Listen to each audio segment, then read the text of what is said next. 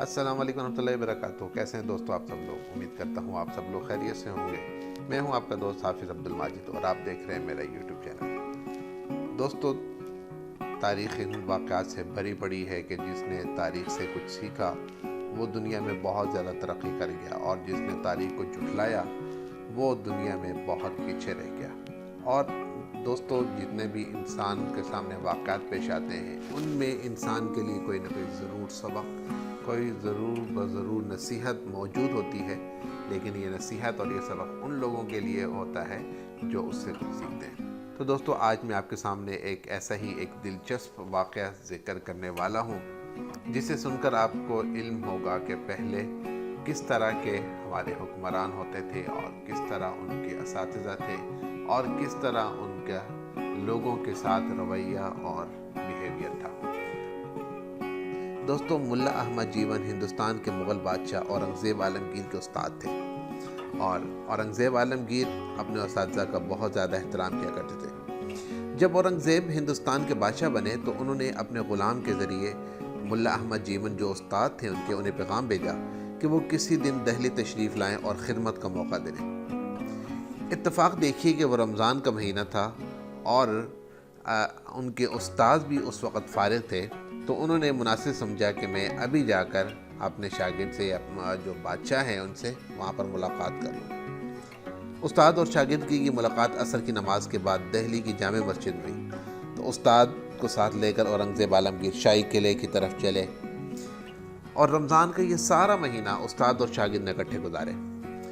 جب عید ہوئی تو عید کے بعد ملا جیون رحمۃ اللہ علیہ نے واپسی کا ارادہ ظاہر کیا، تو بادشاہ نے جیب سے ایک چونی نکال کر اپنے استاد کو تحفے کے طور پر پیش کی۔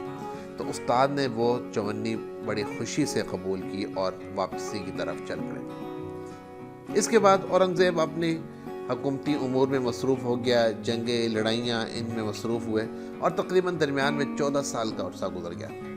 اور جب واپس آئے تو ان کے مشیر خاص نے انہیں بتایا کہ جناب، آپ کے استاد ملا جیون تو ایک بہت بڑے زمیندار بن چکے ہیں، اگر اجازت دیں تو ان سے بھی لگان وصول کیا جائے۔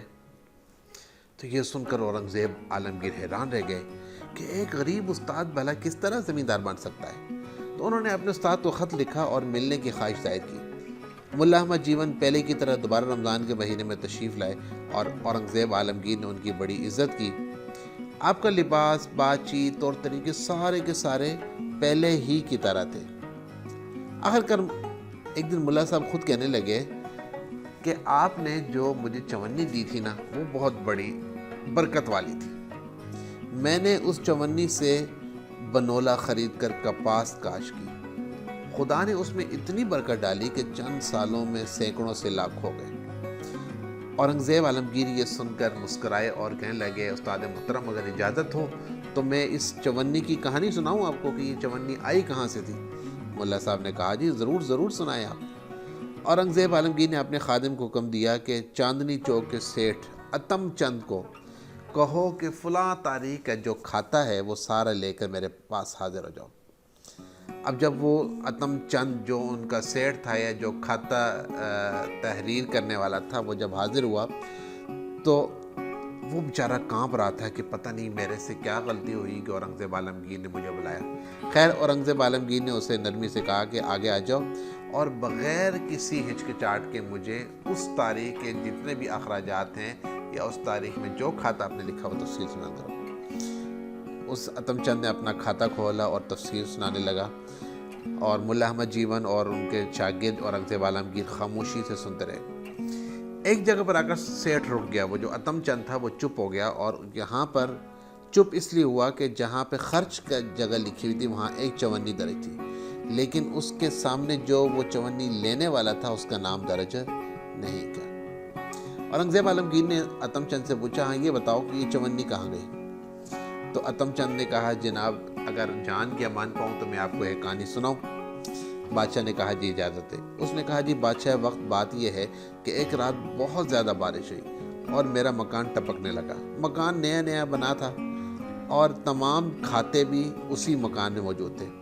میں نے بڑی کوشش کی کہ جو پانی ہے وہ ٹپکنا بند ہو، لیکن میں ناکام رہا۔ خیر میں باہر نکلا تو میں نے دیکھا کہ ایک آدمی لالٹین کے نیچے کھڑا نظر آیا۔ میں نے سمجھا کہ یہ کوئی مزدور ہے، تو میں نے اس سے پوچھا بھائی مزدوری کرو گے؟ تو کہنے لگا جی کیوں نہیں۔ میں نے اسے بتایا کہ میری چھت ٹپک رہی ہے، آپ اس کو تھوڑا سا درست کر دو۔ وہ آدمی کام پر لگ گیا، تقریباً 3-4 گھنٹے کام کیا۔ جب مکان ٹپکنا بند ہوا تو اس نے اندر آ کر تمام سامان درست کیا۔ اتنے میں صبح کی اذان شروع ہوئی تو وہ کہنے لگا جناب آپ کا کام مکمل ہو گیا ہے، مجھے اجازت دیے۔ میں نے جیب میں ہاتھ ڈالا کہ میں اسے کچھ مزدوری دوں تو اتفاق سے میرے پاس صرف اور صرف ایک چونی موجود تھی۔ میں نے اسے کہا بھائی میرے پاس ابھی یہی چونی ہے، یہ لے لو اور صبح دکان پر آ جانا، تمہیں مزدوری مل جائے گی۔ وہ کہنے لگا جناب یہی چونی کافی ہے، میں دوبارہ نہیں آ سکتا۔ میں نے اور میری بیوی نے اس کی بہت منتیں کی لیکن وہ نہ مانا اور چلتا بنا۔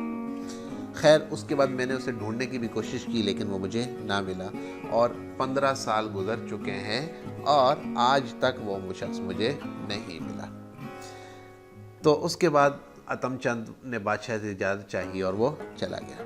بادشاہ اورنگزیب عالمگیر ملا صاحب سے کہنے لگا، ملا جیون سے، جناب یہ وہی چونی ہے کیونکہ میں اس رات بھیس بدل کر گیا تھا تاکہ اپنی رعایا کا حال معلوم کر سکوں، اور وہ جو مزدور تھا وہ مزدور کوئی اور نہیں تھا، وہ اصل میں میں ہی تھا۔ ملا صاحب خوش ہوئے اور کہنے لگے مجھے پہلے ہی معلوم تھا کہ یہ چونی میرے ہونہار شاگرد نے اپنی محنت سے کمائی ہوگی۔ اورنگزیب عالمگیر نے کہا بالکل جناب، اصل بات یہ ہے کہ میں شاہی خزانے سے اپنے لیے کبھی بھی ایک پائی بھی نہیں لیتا۔